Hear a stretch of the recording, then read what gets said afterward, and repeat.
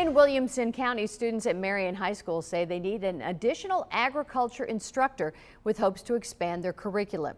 Now the request is officially in the hands of the Marion Unit 2 School Board. Devin Kidd has more. Ms. Pulley's always got some new and exciting lab that we get to do. Xander Tallman is a sophomore at Marion High School. He's also a Marion FFA Chapter officer. He and his classmates and the Marion FFA alumni are asking the Marion Unit 2 School Board for an additional agriculture instructor. Enrollment remains steady with current teacher Heather Pulley, but Xander says another ag teacher could give him and his classmates additional opportunities to reach their career goals. Specifically in the classes, I like a lot of the labs we do. We do a lot of hands-on learning.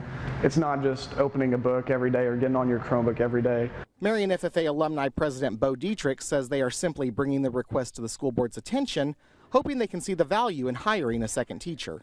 There are so many kids in Marion that are trying to find their voice, that are trying to find their path, and through this program specifically, it could give them that voice. It could strengthen their skill set as they go on.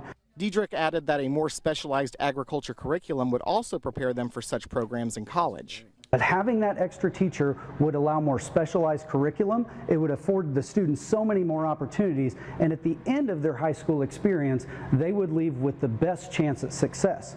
Nearly 40 students and alumni members presented the request to the school board on March 31st.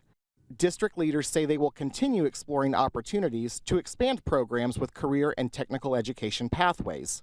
No programs are being reduced at Marion High School.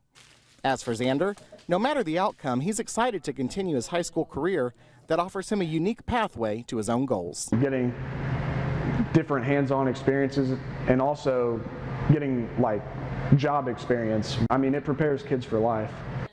In Marion, Devin Kidd, Heartland News.